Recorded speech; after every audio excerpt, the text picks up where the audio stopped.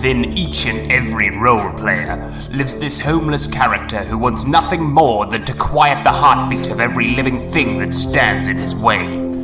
Today we celebrate this all too familiar character with...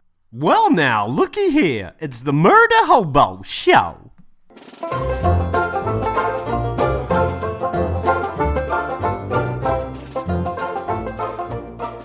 But now we're going to go back to the live show, to the live broadcast. It should be just my face and your face on this deal. I'm going to kill that, and I'm going to redo these audio things, and we're just going to get right into it. Sounds good to me. Welcome to the Mung Show. The Mung Show, the Bung Show.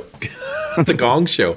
That is the Murder Hobo Show podcast, where it's going to be just me and Uncle Jay talking about stuff that we, as we record the podcast, we figured we'd stream it so that you guys could see the behind the scenes, the what's going on, the what's the haps, the things, the this is and that's. Yep, the brains behind the outfit.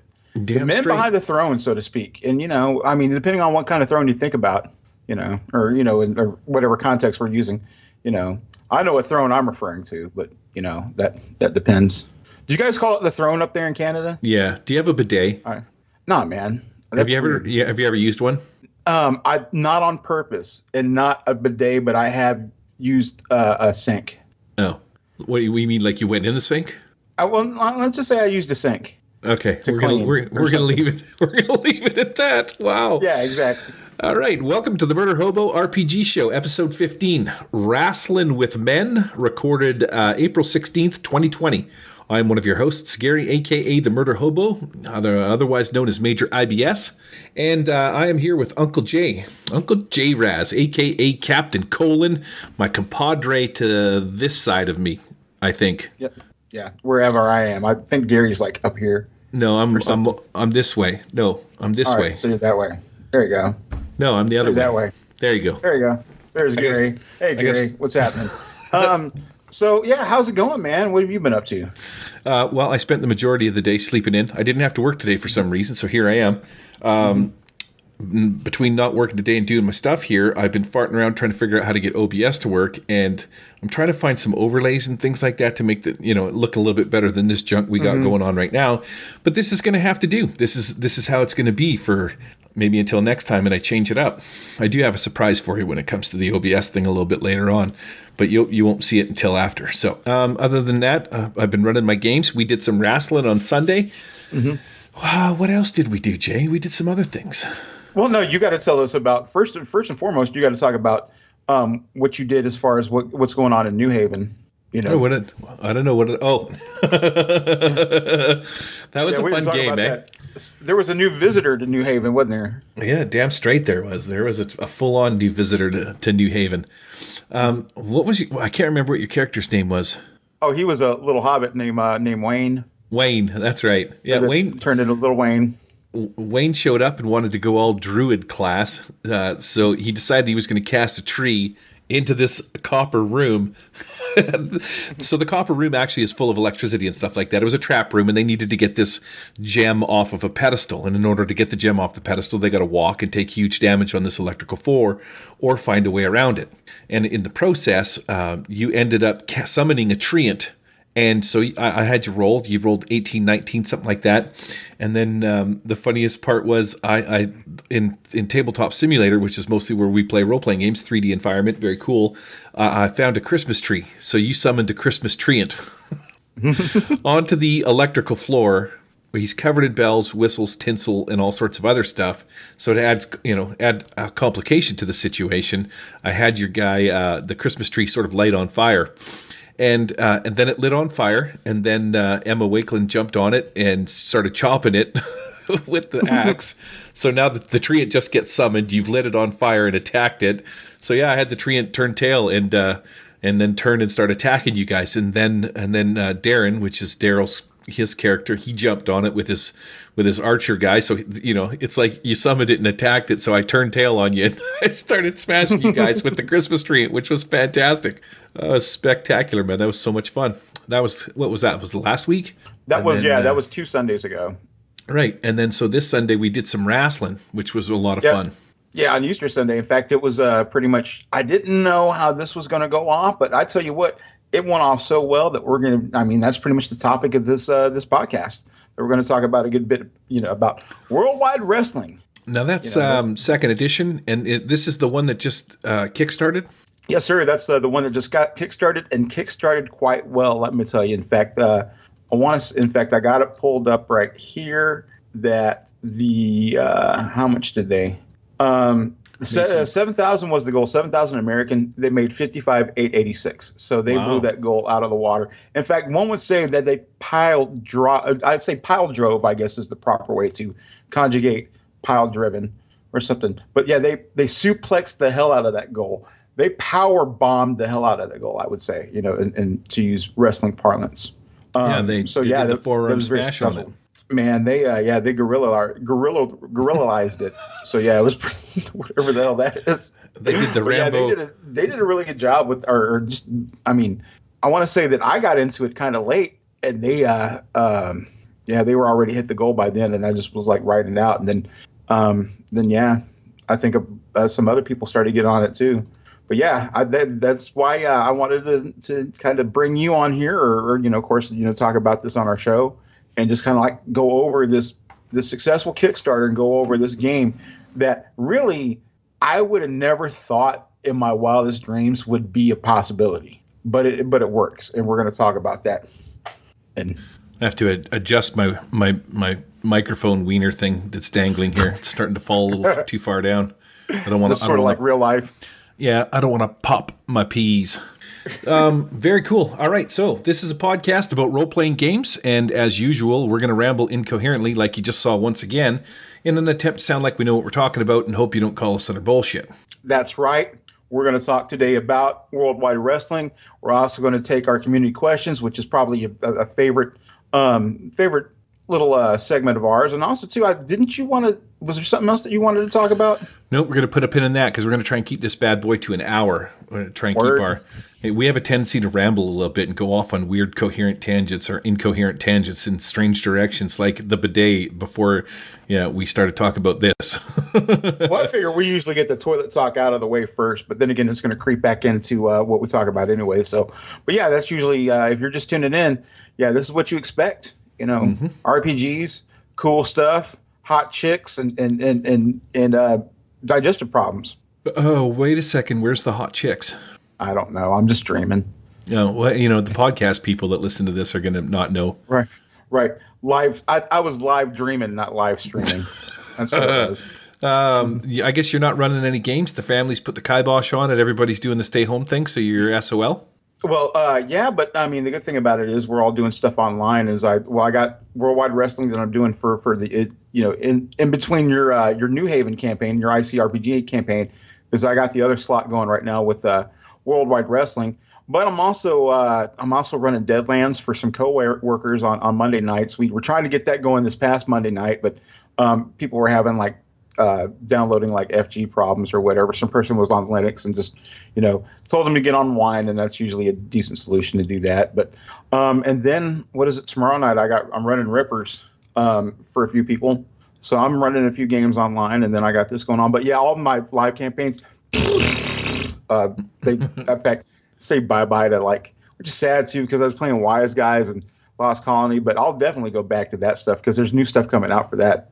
Just about every time I look. You'll be able to go back to it as long as you don't get the vids. That's the main thing. That's true. Yeah, as long as I keep washing my hands and washing private parts. I figure while you're doing that, while you're washing hands, just go ahead and give your Ron Johnson a good washing too, man, because it doesn't hurt. Your Ron Johnson. Yeah, just go ahead and wash that while you're at it. It couldn't hurt. My Ron Johnson's a one pump on the squirt kind of bottle of, you know what I mean? Right. It's not big enough that it requires an excessive amount of soap. I can pretty much, wash my armpit and use the leftover. No, never mind. Right, you're gonna wring your beard out into clean my junk with my beard wringings. So there's a couple of things that I wanted to tag before we get over to the main topic. One of them I would like to give my personal and heartfelt big huggy bear squeeze to NRAIS76, NRAIS 76. Here's my personal thank you and a tip of my bald cranium here for being the 1,000th subscriber to my YouTube channel. Oh, crap. Congratulations, man. That's a big deal. Well, I mean, it's a deal.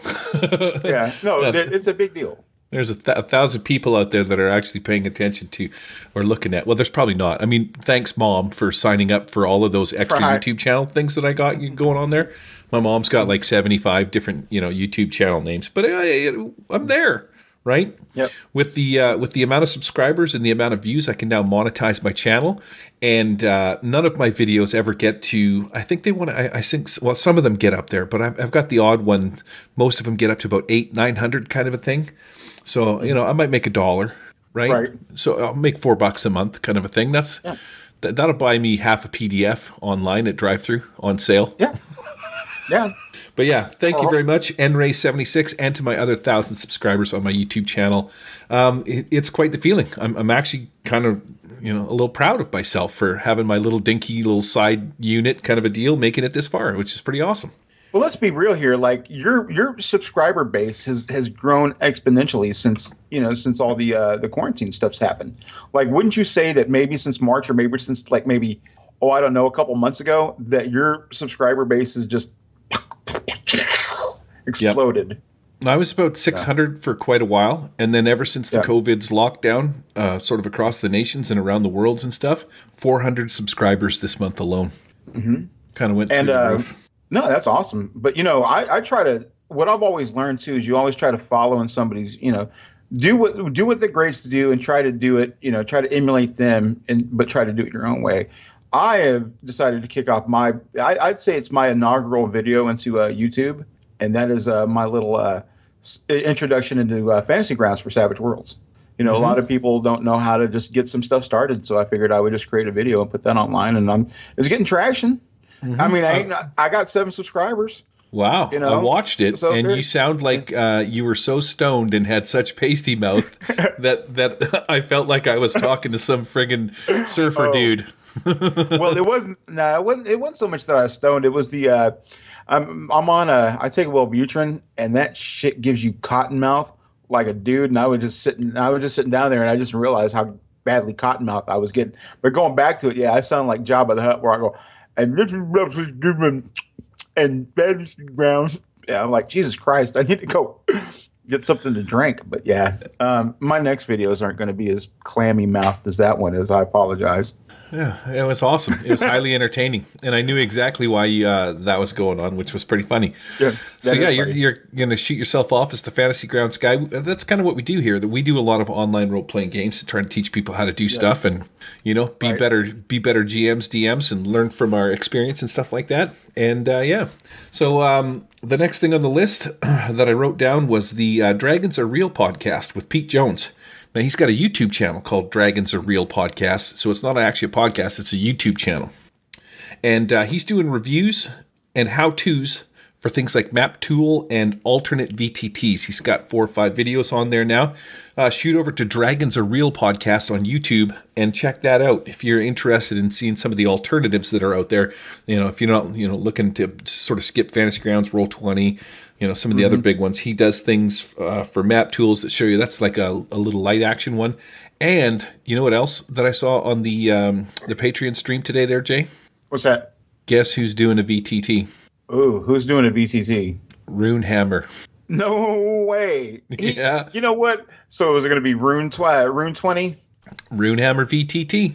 That's what I know. Yeah, man. The dude's got, I mean, if there's a way for him to have a finger in just about every RPG pie, like design, art, whatever. I mean, the guy's going to do it. The guy's going to do his own stuff. He's like his own turnkey kind of creator. That's pretty rad. I love his artwork. It's cool. Yeah. Although he is copying off of me and Raz20 though, which is still in development, which is still in very much alpha stage, because we actually need actual gold bullion to get this thing going. So I'm just waiting for some people to donate some actual gold bullion for me to get started on Raz20. In fact, I'm going to kickstart that, but you can only subscribe in gold. You're paying gold. Pledge with gold. Gold coins, is that what they need to do? Yep. Gold coins, just jewelry. Actually, it's got to be some kind of precious metal. No cash, nothing, just precious metal. That's how we get this thing kickstarted. I hope it does well. I'll say that he's thrown his hat in a ring of ferocious piranha, so to speak. But everything that guy has touched or done has been fantastic. If you've never been over to the Runehammer forums for ICRPG, when he created the Runehammer forums when Google Plus went down, and I was like, why can't we just use MeWe kind of a thing? And me and Victor Diaz started like a MeWe channel because we wanted to hold it as a placeholder for him if he ever decided his stuff wasn't working out. Here's a MeWe kind of thing. But anyways, he ended up building his own forums, and they're fantastic. Like they're phenomenal. It's easy to find stuff. They're well put together. It keeps track of like when you show up, what the new topics are and stuff. It's really cool. So yeah, I'm hoping. He does a lot of Roll20, and it's going to be browser-based is really all that I know. Who knows how long it's going to take to come out, but man, all the best to Hanker and Fernale. Drunkens and Dragons going to build his own Runehammer VTT. I'm pretty stoked just to check it out. Well, I mean, it's out of the box. He's going to do some, I'm sure he's going to be able to run ICRPG off of it, and I don't know how system tailored it's going to be. But I mean, hell, that's a good way to play ICRPG if you're getting into the pack and you like that game so much, man. I mean, you can pretty much just live in that whole Runehammer bubble, play his game on his own VTT with your own, Runehammer buddies and stuff. So yeah, right. That's pretty swift, man. And he's got all his Runehammer art and the whole 9 yards going on there. It would be pretty sweet. Much props to that guy. Too bad he moved to the East Coast though, man. But whatever. Right, because when you moved to Seattle, we could have went over and like knocked on his doorbell. Right, like. Run this game, man. Yeah, he just comes out shooting. A couple of fat guys here. We're here to raid your fridge. We just wanted to play a game. Now we got shot. We got the KFC. Let us in.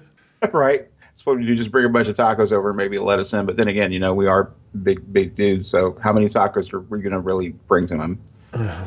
Well, I don't. It's you know what? It's not a matter of how many we bring to him. It's how many will make it to his doorstep. Yeah, that's what I'm getting at. Well, we'll buy a pack of 20, but how much do we actually, how much is he going to end up with? By the time we get to knocking on his door, it'll be like, let us in, we need to use your bathroom. Yeah, let's be real. The last thing on the list is the latest Wise Guy release. It's called Can I Get a Light by Pete Span.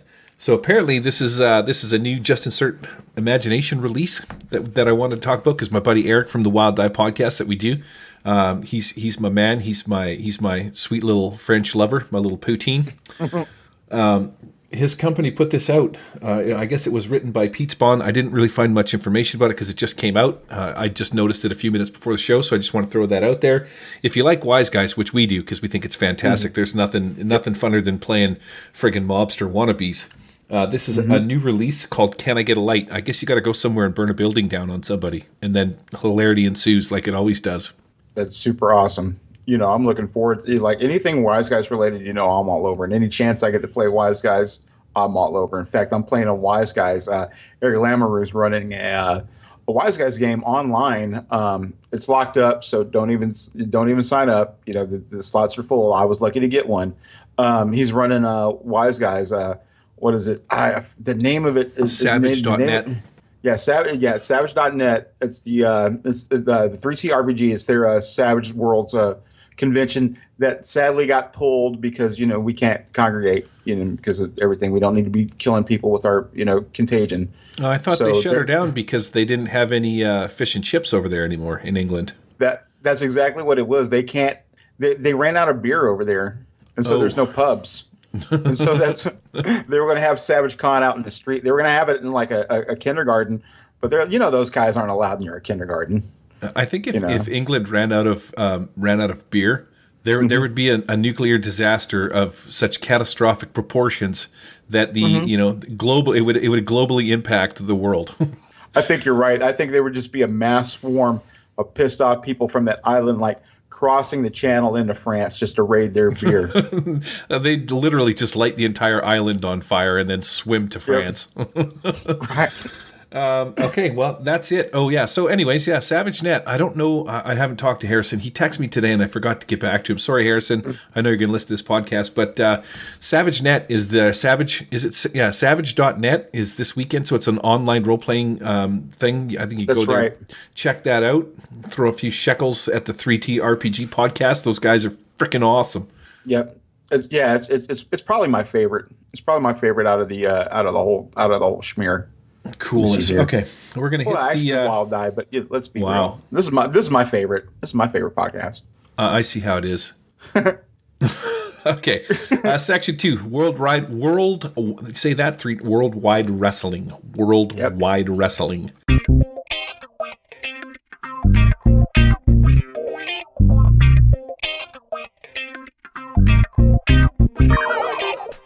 We got some worldwide wrestling. Who wrote this one, Uncle Jay? Do you know? Yeah, it's written by a guy named Nathan D. Paoletta, who's written some other games. The names kind of elude me right now, but I think he mainly writes adventures or writes or designs games in the powered by the Apocalypse engine, and so that's who wrote this and launched it success like a really successful Kickstarter. And so now I think we're just waiting for all the good stuff to roll out. But honestly, I've been sitting on these books for a while. In fact, Matt Stark recommended these to me. I want to say like a year ago, and I bought them. I want to say that I bought the PDFs maybe a year, maybe 2 years ago. I forget how long I've been hanging out with you guys. But yeah, it's been for a few years. And I bought the PDFs, and then I bought the actual books. But I would thumb through them. But then I was like, oh, that's powered by the Apocalypse. But I was like, I played Dungeon World like a half a session or something like that, and it just didn't appeal to me. And so I was like, all right, these damn books are gonna sit on the shelf. But then I don't know, just I like talking to Matt Stark because we both, back when I was trying to do my podcast, and which Circle the Bowl, because I mean that's really niche. But anyway, just talking to him, I was like, man, I started reading the books, and then reading the books, I got what they were doing, and also I got how PBTA works, how powered by the Apocalypse works, and it just clicked with me. Peanut Butter Apocalypse. I've never played any PBTA games until I guess that's the mechanics we were using on Sunday. That's right. You roll the 2d6, and depending on what you roll, usually if you roll 10 plus, it's a great success. If you roll a 7, 8, or a 9, it's usually a success. Kind of, it's a success kind of, or you fail forward. Success with a stipulation. And if you roll a 6, it's usually called like a failure. But this changes up a little bit. Because actually, it's called a botch, and a botch, in wrestling terms, is when you flub a move or when you screw up something really badly. So that's why they use that terminology. So yeah, it was really just me. I just like, all right, well, shit, I'm going to go ahead and sit there and read these books. And once I did, I was like, now I get it. Now I was like, let me try this, let me try that.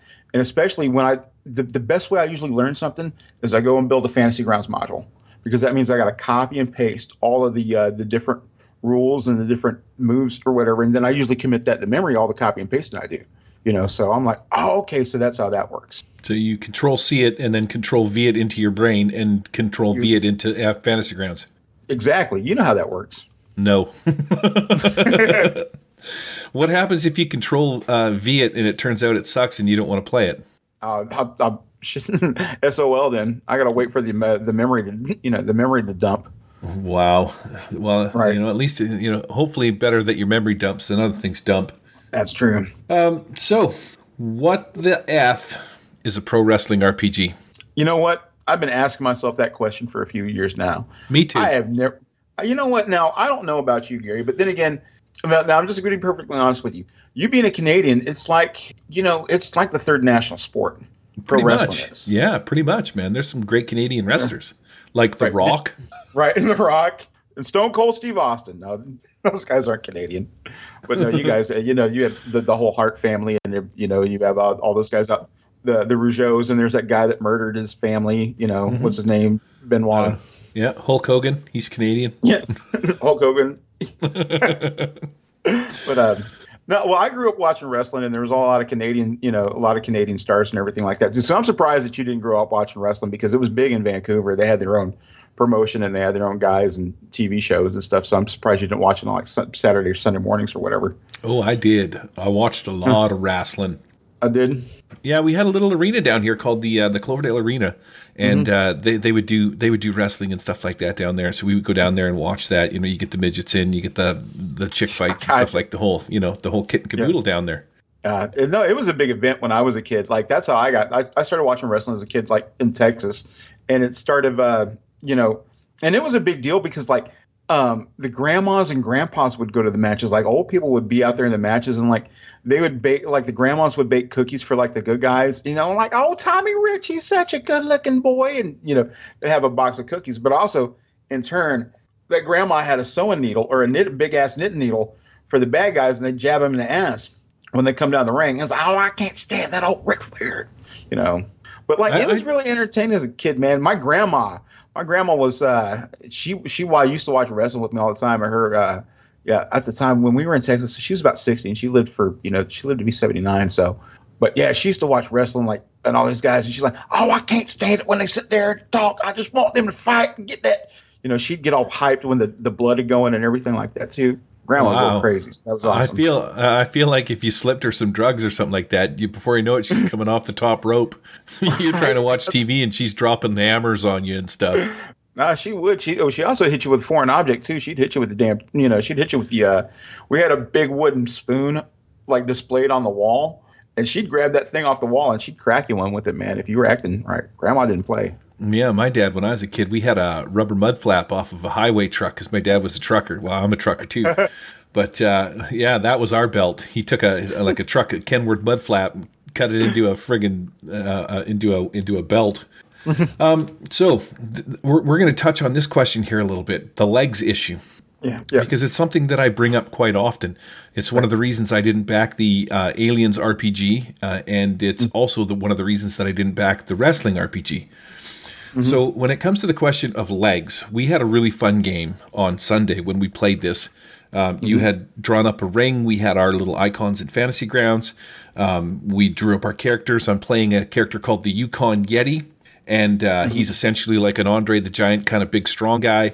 Comes out of the Yukon up north, and I wanted to give him some gimmicks and stuff like that. So, or not gimmicks, but some items. So I've got things like a net that I'll walk into the ring with, or next week I'm going to come to the next ring, the next match with either probably like a salmon club kind of a thing. You know what I mean? And then maybe a spear or a club, like a piece of wood or something like that, like Hacksaw Jim Duggan kind of a deal. So the game was actually really fun.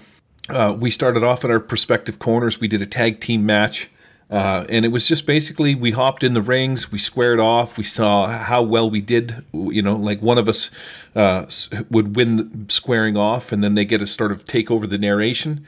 They throw some moves on and stuff like that, and then there's this like a gimmick, I guess, where every time they try and put a maneuver on, it's like work the body, work the crowd, work something. And so I get the gist of it. Like it was pretty interesting. It was pretty neat. It actually sort of almost really felt like we were doing an actual match. We were screwing around with our Discord channel, and we figured out how to get like the audience noises in and how to play like different sounds. And so we were like goofing off, doing intro music and whatnot. It was actually pretty funny. I wish I would have streamed that a little bit. But the question of legs always comes up between Aliens and wrestling. If the game is just going to be every second Sunday, we show up and we, take our corners and just describe ourselves wrestling one another, I don't see that being entertaining over the long run, because it's always the same thing. Like Aliens is always just going to be us playing an Aliens RPG, like, what are we fighting today, boys? Well, guess what? We're going to go down and hit this planet, and there'll be a mystery. I got to get my air quote, a mystery. What's the mystery? Oh, you're going to be fighting aliens again. Do you know what I mean? Like, so how do, because you've read it and I haven't, and you're guiding me through this bad boy. How do you think, or what makes you think that this is going to have legs outside of being a one shot or, a couple of adventures that we do, because there doesn't seem to be any adventure to it. Honestly, it's just us wrestling in a ring and just describing what we're doing. So sell me on the legs of this bad boy. Easily. All right. So you described your character as a Yukon Yeti, and that's the character you're playing in the ring. But you haven't defined who's Yukon Yeti outside of the ring. What's his name? He wasn't always the Yukon Yeti, and he doesn't always wear his costume. No. So who would he be? Do I have to name him outside of he's got to be his own character? So his name is... You're essentially... Yeah, you're not always... You're playing a wrestler, but a wrestler's not always wrestling. A wrestler's a dude, who just happens to wrestle. Okay. And so... Let's say his name is Danny Dubois he's from Quebec. Okay. And he's just, he's like Danny the Giant or Danny the Dummy. Right. I don't know. Right. Oh, okay, yeah. No, that's awesome because Andre the Giant was from France. And so if he's a big old French Canadian dude, Danny Dubois is from Montreal. And so he just sort of took on that Yukon gimmick because he's a big old hoss. Right. Now, all right. So from there, we can go now that you've given this guy a name. Now you can start telling me like, well, what's Danny Dubois like? We know what he's like in the ring. We know what Yukon Yeti's like. He's this big, Bruiser Brody, like, crazy animal, who's, hitting people with fish and nets and everything like that. And there's a big wild animal. But who's Danny Dubois? These are the stories you can start telling, as far as this goes. Does Danny Dubois have a knee injury? Does he does he have an ex-wife? Does he have kids or whatever? And also too, like, how does he feel about being in this federation? You have to see it from Danny Dubois' eyes, not necessarily from the Yukon Yeti's eyes. Does that make sense so far? I kind of see what you're getting at. So this is more of the idea of you're going to have to accept that this isn't really like it's a role-playing game in the firmest sense of role-playing. I'm going to have to take over the deal of Danny Dubois. I get what you're saying there, and I understand how that will come in. But how does that play? If how does that play outside of us? Just once we're finished wrestling and the match is over, we were just like, okay, dude, see you next week, kind of a thing. So how does Danny Dubois come into it if he's only ever the Yukon Yeti in the ring? Oh no, there's going to be stuff that we do outside of the ring. It's never just going to be about what happens in the ring. The way that the game wants you to play it wants you to script your whole episode. Which is a session in their terminology. It wants you to script like you would watch an episode of like what Monday Night Raw or one of the big wrestling shows like a 2-hour show. And, there's not just matches, but there's interviews and there's stuff that happens in the ring. But also, too, there's stuff that happens way outside of the ring. Like, if you start talking about it, like when we were having our little match, I told you guys, okay, this is who's going to win and everything like that, too.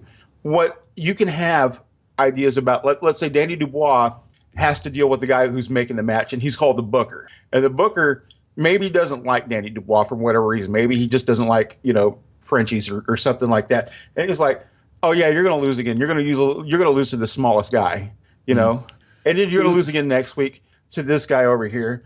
Oh, and you're going to lose again next week. How's Danny Dubois going to feel? He's going to start getting pissed at this booker. Right? Who likes Frenchies, really? I mean, let's be honest, right? Yeah, they are a pain in the ass. Salty little bastards that they are. Yeah. No, so there's all kinds of stories that you can tell. In fact, that kind of bleeds into what we were with the next question I think we laid out. But yeah, this is why this has legs, because you can go on like stuff happens within the match. Let's say Danny gets an injury and he gets enough injuries he can't wrestle anymore, or maybe he transitions to a new role. Maybe he becomes the next booker of the territory, or becomes a manager because he can't wrestle anymore, but he has some sort of still because maybe he's a good wrestler and he's got a good sound mind for the for what he's doing. He can contribute somehow in that regard. All right. But you can tell these stories about this guy, and also too, it's not just like maybe Danny Dubois is having a problem with the guy who's booking the matches. Maybe he's got a problem with his tag team partner. Maybe this guy's always trying to one up him.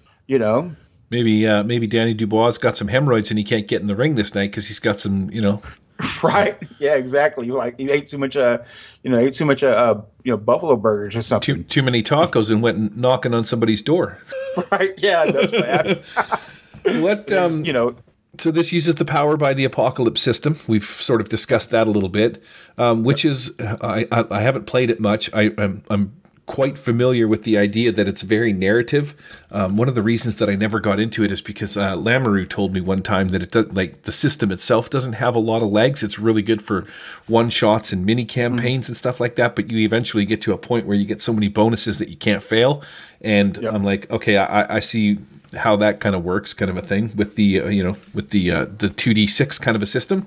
So I never really looked into it, but it was pretty fun when we played it. I was really enjoying it. Now you set this up online through Fantasy Grounds and used the Morecore system, which basically you just set that up. I want to make sure that we don't run out of time here.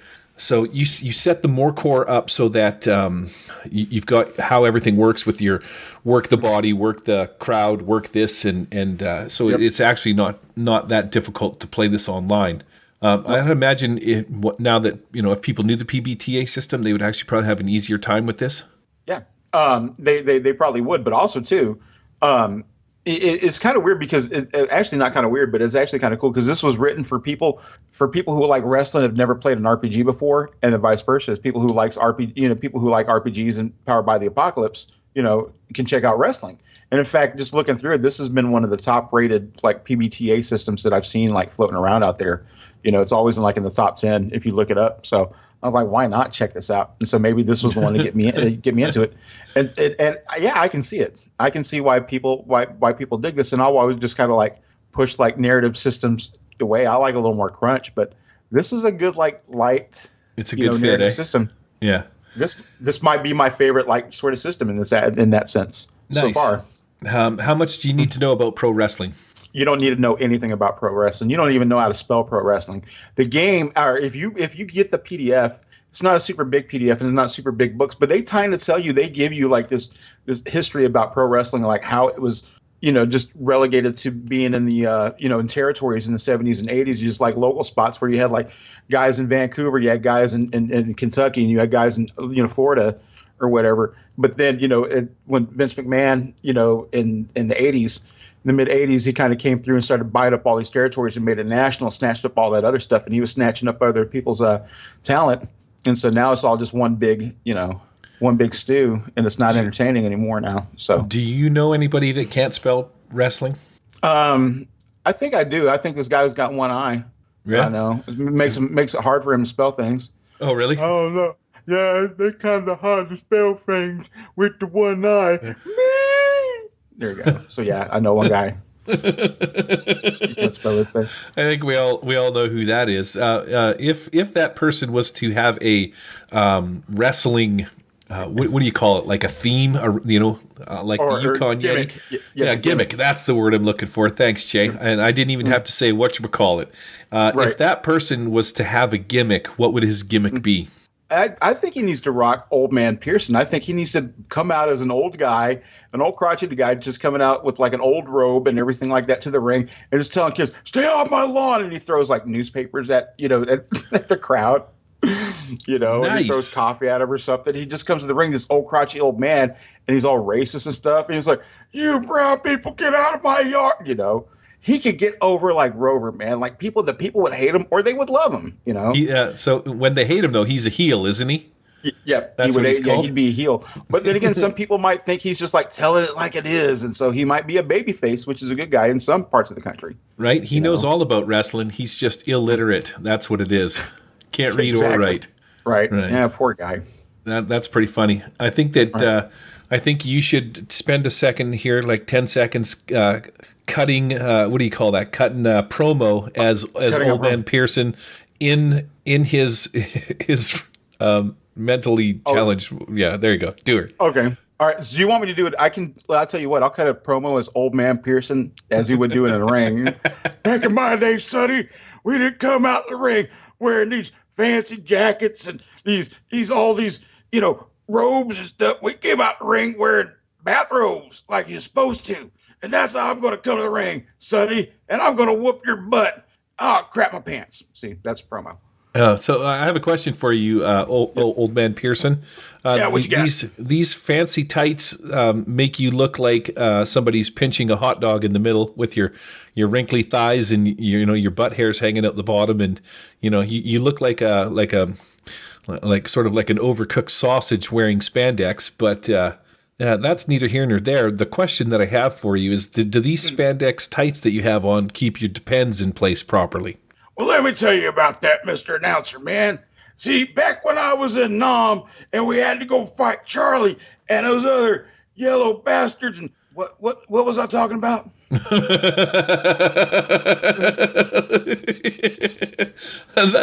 Oh man, that is about the size of it, right? Wow. Yeah, that's Old man Pearson just forgets what he's talking about midstream, the one-eyed bastard. No, I love the guy, man. I hope he gets to go home soon. He's been stuck in Utah for a while. He needs to get back to California. Man, if he doesn't leave there with 5 wives, he failed. That's all I'm saying. That's true. Yeah, if you're not taking advantage of like the things that Utah has to offer, like fry sauce and polygamy, then you're doing Utah wrong. You know. Yep. So let's end this segment with the last question here. What do you think is cool so far about this wrestling deal? Well, I had no idea how you were going to do something like this, because I was wondering myself how this would have legs. Because if all it is just going to be two guys going to the ring, and you got like a handful of people that are playing, it's not going to be, unless you do nothing but tag team matches, it's not going to be fun. But let's say if you are wrestling somebody else and we have other people playing, they can be announcers, and they actually have roles as announcers where they can, give advantages, or put people over in wrestling terms, which is to give an advantage or to make somebody look really good, and to do that. And so they really saw that, or the guy who created it really saw that, how not to make it as boring as possible, when it's just other people, because, you don't want to sit there and watch, 2 people doing stuff when you're just sitting there dicking around. So that's what I think is cool about it. They incorporated that. And what I think is cool about it too, that you're not just playing, there's not just stuff happening in the ring. Like there's stuff you got to worry outside the ring. Like maybe you got family stuff, or maybe, you got there's some kind of politics that you got going on. So you got to worry about that. There's stuff that you got to navigate inside the ring and outside the ring. I think with your love of wrestling, your knowledge and your skills and your, like I said, your love for it, you should have written one second. Well, you know what? It's funny that you mentioned that, because I did back when I was 14. Yeah, it was probably just as linear as this one. Dude, well, we played with 1d6, and I think we moved it to 2d6, so it was a start. But we played it over the phone, and I knew one of the guys we were playing with, because we back in the 80s we could call people, like we'd have like 3-way calling or something, so there'd be like a handful of people calling, and so we do this, and it was like we'd roll 2d6. But I knew one guy was cheating because he'd always got like a DDT. I was like, you can't always roll a 6, dude, or whatever. Like, you cheating. And he's like, no, man, I keep on doing that. So that was the drawback of playing on the phone. Well, here's my take on a wrestling game that I think that they should make, and that I think you should make. Okay. You should take the premise or the idea of ETU, East Texas University. Your wrestlers come in, you create your wrestler. You start off at sort of ground zero. You're just a new wrestler and stuff like that, and then you throw in the Scooby-Doo aspect, where because your wrestlers can be the strong guy, the dexterous guy. You've got the gimmicks. Somebody can come flying in with a club, a net, all of that kind of stuff, right? You got the mystery guy, right? All of the handsome guy. Yeah, you got a bunch to choose from. So the Yukon Yeti would come flying in and he'd just be the strong guy. He comes in and he just strengths everything apart. Like, you need a door kicked down, I'm your man. You need a thrown boulders and stuff like that. But we go on adventures, right? So somebody stole somebody's shoe and we got to go find it. Right, kind of a thing, or something along those lines. And then we go off on this adventure and we find out there's some underground evil organization. And what if we didn't realize at the time that wrestling was rigged ahead of time, and then we figure that out, that there's some underground crime syndicate that's actually like setting the matches and we're trying to take them down, something like that. So you do your standard fantasy or your standard role-playing game where you're out solving an adventure or a mystery, right? And then, because people come to the ring and they hire their favorite wrestlers. They're like, hey, mister, I need you to help me solve. Somebody stole my bicycle, right?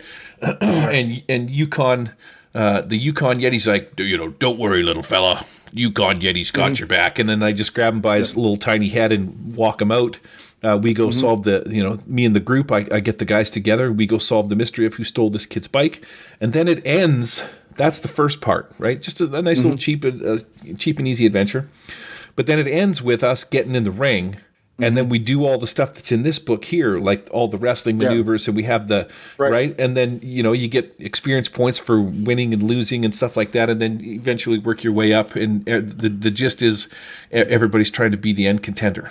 And I think that has legs because you've got the adventure part of it, topping it off with the ETU style. Like ETU is the sort of it is compared to that scenario because you're always doing adventures. Like you're trying to find out what's going on with stuff and solve mysteries. But then the wrestling part could be like the school part, right? The tests and stuff that you have to take. And I think that would be a fantastic freaking wrestling RPG.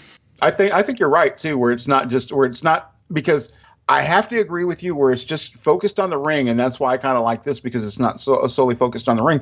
But you just made a perfect Savage World setting, and in fact, that's something I'm probably going to consult you on because I might have to steal that in some way, shape, or form, or give you a co-author credit on that. You don't need to steal it. No. I'll sell it to you for 3 rolls of toilet paper. That works for me too. Which is, if you can buy steaks with toilet paper, it's currency. So I'll send you some of the good stuff. I saw something on the Reddits where some dude tried to sell or return $5,000 or $15,000 worth of sanitizer and toilet paper. So he goes to the store to return it, and the manager guy comes down and literally kicked this guy out of the store. He's like, go pound salt, buddy. You bought it. You're keeping it. There's no returns on this. You're a scumbag. He couldn't sell it. I guess he was trying to sell it online, make some money or whatever. And the guy told him to stuff it. So he's got stuck with this toilet paper and whatnot. All right. Well, we got 10 minutes left. So let's pound over and bust off some community questions. I'm excited to keep my eye on this, or not keep my eye on it, but I'm excited to play it a few more times. Hopefully we can, hopefully this thing does have legs, and we'll see how she pans out. I've just never seen one of these things that, coming to the ring every week and doing the same thing is going to be like, that feels more like we're going to just get together and play a board game than a role-playing game. Right. Yeah. Well, you're going to see it's going to be a little bit different than that. So cool. Have faith, brother. I'll never lead you astray, brother. Oh, there you go. I had to bring out Hulk Hogan or something like that. Oh, I don't know Hogan actually I like Savage better. Oh yeah, let me tell you, this game is gonna rise cream of the crop, brother. Savage was always one of my favorite. Nice. All right, we're gonna head over to community questions. Let's do it.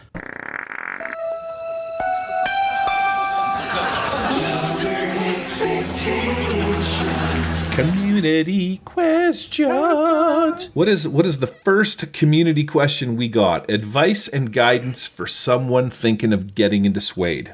I've been looking for a general RPG game for a while, and I've spent a lot of time looking into Savage Worlds. I'm planning on doing a low fantasy medieval zombie apocalypse styled game with various races and cultures of different races clashing as they survive a hostile world. I want to make it gritty and realistic, with magic being rare and people who use it not trusted at all. Do you have any advice and guidance to impart on me and sell me completely into taking the plunge into Savage Worlds? Hit it, Jay. Yeah, man, go check out something called Beast and Barbarians. Done. That's exactly what this game. That's the game that you want to play. Just use core, mister. Right. Just use core. Yeah. Just use core and trappings. If the guy's actually. He couldn't have ticked off any more on a Savage Worlds list than anything. He said he's talking about low fantasy medieval zombie apocalypse. Man, low fantasy is already Savage Worlds got you, got you covered on that. Medieval, it's definitely got you covered on zombie apocalypse. So, yeah, with races and cultures, and the way that you can build races, man, you totally can, and make it gritty and realistic, man. Throw some gritty damage in there and use a fantasy setting that's just, using gritty damage. You got it made. That's exactly. Yeah, man, get into this. All you can do everything that you need right there with just core. But if you take some, borrow some from Beast and Barbarians and maybe a little bit from, and maybe the Deadlands Sins of the Father, that new the Deadlands Dark Age, that new adventure that came out, you could totally, man. What's the Suede has got everything for you. And what is the apocalyptic setting for? Isn't there a Deadlands apocalyptic Deadlands setting? Help me out. Yeah, there's Hell on Earth.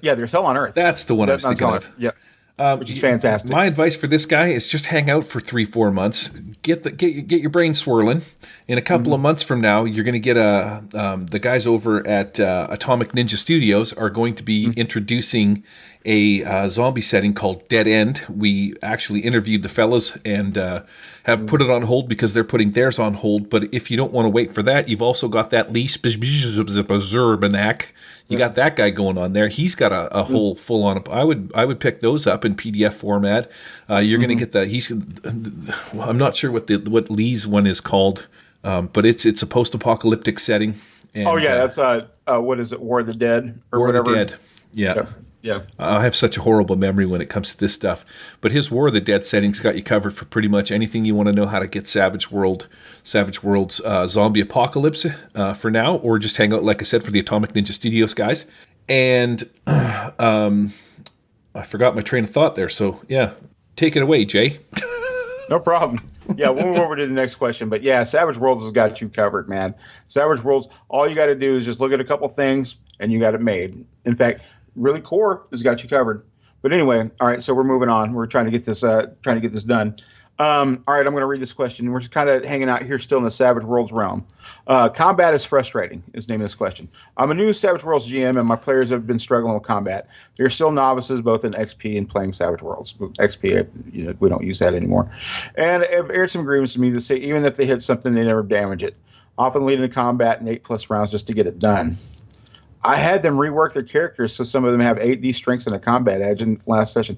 Still a slog. I've been throwing 12 to 15 PCs at my group, and my groups tend to have a parry and toughness. I didn't think it was too difficult with tall shots or whatever, but he's saying, let me know if I need to turn my difficulty down. And he's saying his players are having a hard time, running damage on these guys with a 7 toughness. That's what I'm getting from him, if he needs to work better as intended. Thanks for reading. All right. So he's having issues. And that might be part of his problem. So he's new to Savage. He's a new Savage Worlds GM. My advice is work through your frustrations. You're going to find Savage Worlds is one of these weird systems that the more you play it and the more you understand it, the better it gets. It's like cheese, man. It ages well. You start playing it and you're like, you'll pick up on things and you clue into this and that, and then all of a sudden you start rolling those frickin' acing dice, and your little RPG boner just goes. Lower the toughness a little bit. That might be a thing. One of the things that I've learned, or some of the advice that I can give you, is if these guys are like level 1, you want to keep everything's in the 4s and 6s, right in that area. And the tougher they get, because Savage Worlds works with the different dice of the 4, 6, 8, 10, 12 is the max for your skills. So if these guys are throwing the punches and they're doing fightings, you might want to have them just have fightings, these mooks, fightings of a D4 or something like that. And then your wild card at low level would be a D6. It's pretty straightforward, right? You hit seasoned and then you start getting into the 6s and the 8s and so on and so on. But yeah, try reducing your numbers and tell your players to start using some of the tricks and stuff like that. Not only called shots, but taking cover, things like that, so that they can reduce the damage that they take and whatnot. And that's what I would say. Start reducing. So a D8 in strength.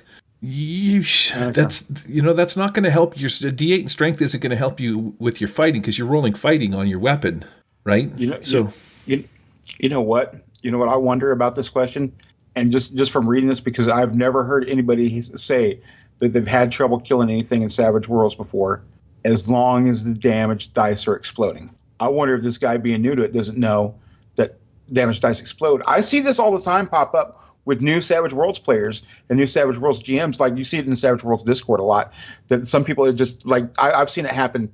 I'm not exaggerating, like 10, 12 times new people will come in and they're like, oh, damage dice explode. And I'm like, yes, they do, my man. And so with somebody who's having trouble just hitting a 7 in toughness on a 2d6, or even that's I kind of call BS on that. Yeah, I think that also too, the standard rule for Savage Worlds is basically like 2 mooks per player. So if you've got 4 players, you want your party might consist of, or your NPC group might consist of 8 mooks, so 6, and then a mob boss, or like a wild card, I meant to say. And try sticking like that, because you're seriously taking the fast part out of it when you're doubling the amount of people that they have. especially if you sort of space them out and you can't take them out with AoE effects and whatnot. If you're not playing that kind of a game, I'm not sure. I would look at something like that. But yeah, try and reduce the parry and toughness. 5 and 7. 5 is about on par for a starting level character, and 7 isn't really out of the range of possibilities. So maybe they need to put a few more points into whatever fighting style they're using or shooting style. But man, or damage, something like that. Don't forget you can roll your bennies. Use your bennies. And don't forget that you're if they get a raise on that hit, they get an extra D6 worth of damage. I don't think this guy knows that. I don't think he's got damage covered very well, because I don't see anything like as far as that goes. Yeah, it's like I said, just stick with it, man. Savage Worlds ages like cheese; it just gets better. It's like wine; it just gets better with time. I mean, unless you leave the cap off and it gets filled with fungus and stuff like that. But be careful with that wine. Looking for next question. Looking for advice on making NPCs feel like real people. What do you got there, Jay? Man, you know what I like? The simplest thing is, man, give them a different voice. You don't have to be good at voices, but at least like breathe a little life into characters. Like, just have the best way to make your NPCs feel real is, number one, give them a motivation / reason.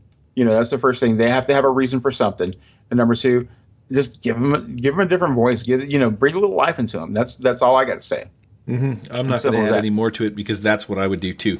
Give them a motivation. That's the first thing. So what's your NPC is a butcher, or he's like a leather worker. What's the guy's motivation? Well, he's looking for leather, and he's doing his craft, and he's trying to make money for his family. So his whole purpose is just trying to sell your players leather works, leather whips, leather balls, leather masks, leather chains, leather stuff. Leather chew toys, leather cars, trains. That guy's already friggin' more interesting than anybody I've met in the last couple weeks or so. This guy likes his leather, and I'm already like, I'm gonna talk to this guy. This guy's got a story. Voices. There you go. You've already got me. You've already baited the hook. I have a tendency to try and stay in character. And that's my thing. When you guys interact with a thing or a person, I try and say. And it takes a bit of getting used to, but in one of our last games, Tad Asslap was the guy's name, and he had Cockburn's Grocery, and one of the players changed the name in Tabletop Simulator to like some other rude thing. And when Tad came out, he was pissed. He's like, "Which one of you some bitches changed my sign? You know how much money I paid for that?" And then I just went off on a big tangent. And so here's the funny part. After my players moved on from the scene with Tad, who was pissed at them for screwing around with the sign, he's like, "I ain't selling you shit till one of you gets up there and changes my sign." He's like, "You need supplies? Here's a cloth and some soap. Now get up there. I knows you did it." And then I just picked one of my characters, and I'm like, "I know you did it. You better get up there right now before I call the red plumes." And here's the thing: don't come out of your voice until you're done the scene. Try and focus on staying in character in that voice. It takes practice. You'll get better at it with time. But his motivation is he just wants to sell stuff. He's just a merchant, and his sign got effed up. Here's the clincher of the deal. I sent my players into Theo's lore and latte. They talked to Theo for a bit, and Theo sent him on this quest to go into the Dragonspire Mountains and track down this guy that had stolen some stuff from him. So they're like, "Well, how do we get there?" And so Theo, he's the Lord Sage of New Haven, he says, "Well, just go next door and talk to Tad." Tad set you up with some horses. So my players had to go back and talk to Tad and buy horses from Tad. And Tad's like, "I ain't selling you shit." Right. And I would say that's how you make NPCs feel sort of like real people, is try and stay in character. Try and just think. You don't even really have to think of yourself. Just answer everything in that voice that you picked up, and maybe give a smidge of thought as to what this guy, his motivation is. Like, "I got your feed and tack right here too. You need some of that." That's how I roll a little bit there. Yep. What about you, Jay? All right. Gaming in the quarantine. What advice can you give me about running an RPG for my parents? Bit of a background here. These folks are both over 60 years old. The mother was a businesswoman her entire life and sees games as a complete distraction. That said, she loves playing card-based games like solitaire and the like. The father is a goofball who cannot take things seriously for the most part. Loves detective and crime-related stories. neither understands what an RPG is, and I came here seeking advice and tales on how to initiate these two into the hobby. God knows they could use a distraction in these trying times, but I have just no clue how to get them started. How do you get Granny and Grampy to roll some D20s? So I would say find a theme or something that would appeal to them. Old-timey westerns, old people in their 60s and shit. You got who was famous back in the 60s? You got your John Waynes, or you got your who's the guy? Jimmy Dean, somebody or other. He crashed. Yeah, Clint. Right? Yeah, Clint Eastwood. You had all kinds of like guys that were cowboy actors in the 60s. Right, and they did a bunch of different things. So, if your parents aren't into westerns or any of that kind of stuff, if you just look at your parents and see what they're into, maybe they like the Love Boat or something like that. You want to run a Love Boat RPG where they have to go, their whole premise is to go on the Love Boat, hook up with somebody, and spy on, do something like that. Or you could pick up our buddy Eric Lamoureux's Wise Guys, because everybody has seen a mobster deal in their life, and you get them playing some of the old mobster flicks from back in the day. Start rewriting some of those stories and something like that. That's what I would do. Yeah, right. If mom and dad are history buff, man, just appeal to them. In fact, I almost know that I could talk my in-laws into playing like something weird wars. My father-in-law, he's a big, he loves World War I, World War II stuff. And I don't know if my mother-in-law would be into it, but I think I could talk her into it just for a little bit, just as long as she didn't have to be like, oh, I don't want to do a voice or anything. I just, as long as she didn't have to do that. But I bet you I could almost talk my in-laws into doing it.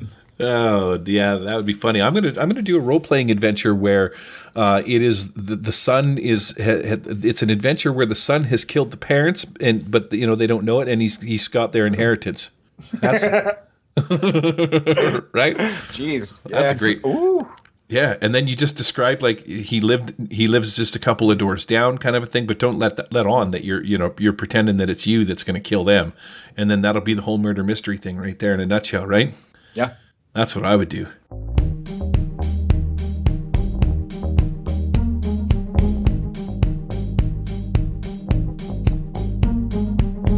That's going to be it for this edition of the Murder Hobo RPG show. We hope you enjoyed it, and if you didn't, we don't care. And I'm not going to say, bum. Oh, I just did, but yeah. Yeah, okay. That was awesome, though. But yeah, if you're interested in submitting 2 community questions so you can hear us poke fun at you and not answer your questions honestly, you can do so at murderhoboshow@gmail.com. Otherwise, send your hate mail to blah, blah, blah, blah, blah, blah, blah. I don't have anything tonight as far as that goes. Wow, you just send it to the fucking toilet. How about that? Wow, talk about unprepared. Stick it in the goddamn toilet and fucking flush it. There you go. That's where you can do it. So, yeah. Wow. All right. So you can also get us on Twitter at The Murder Hobo Show. Check out my YouTube channel. Just made 1,000 subscribers. That is The Murder Hobo Show, where I show you how to make 3-dimensional battle maps for role-playing in Tabletop Simulator, among other stuff. Started picking up some Tailspire and goofing around with that a little bit. I'm going to keep my eye on Tailspire. You can watch me do this live on Twitch at The Murder Hobo Show, which is where you're at sometime, maybe checking this one out. Or your best bet is to catch me and Jay over at MeWe. And as always, you can find all of the great nerds from the Nerds International shows on MeWe as well. For example, such classics as... Well, I'll tell you what, since they got the Savage Net going on this weekend, why don't we throw it back over to the 3T RPG podcast. Harrison Hunt, Nick Lamley. My 3rd to 4th favorite British people next to Mr. Bean and Benny Hill. Yeah, for sure. For sure. Harrison's pretty close to Benny Hill. We'll call him Harry Hill. Yeah, that's what we'll call him. Nick Lamley. He's a national treasure. In fact, they need to start calling him Sir Nick Lamley here after a little while. In fact, Sir Nick's Lamb Slice. He needs to be knighted, along with Anthony Hopkins and other luminaries of the realm there. Right. These guys do a fantastic podcast. They pick up some of the weird and wonderful and most insanely outrageous RPGs that you can imagine. They discuss them, they talk about them, and then Harrison is like a freaking whiz with making stuff. Like some of their live plays that they've done are just fantastic to follow. Like their live plays are top notch. I would put them up there probably within the top 5, well, probably top 3 of live plays that I've ever heard. They're that good. And I'll put him in with as far as like one of the top 3 RPG podcasts of all time. I shit you not. Wow, let's not go that far. All right, so you can find the things that we discussed in the show notes, organized by the most recent at the top, over at the murderhoboshow.podbean.com. And thanks for listening, and be sure to tune in next time when we will have another action-packed show where we will talk about things we know little to nothing about and sound professional doing it. Have a great gaming week. We are out of here. Say goodbye, Gary. adios. Adios, my compadres. Don't you ever ride on my sign again or I'll kill you twice. That's right.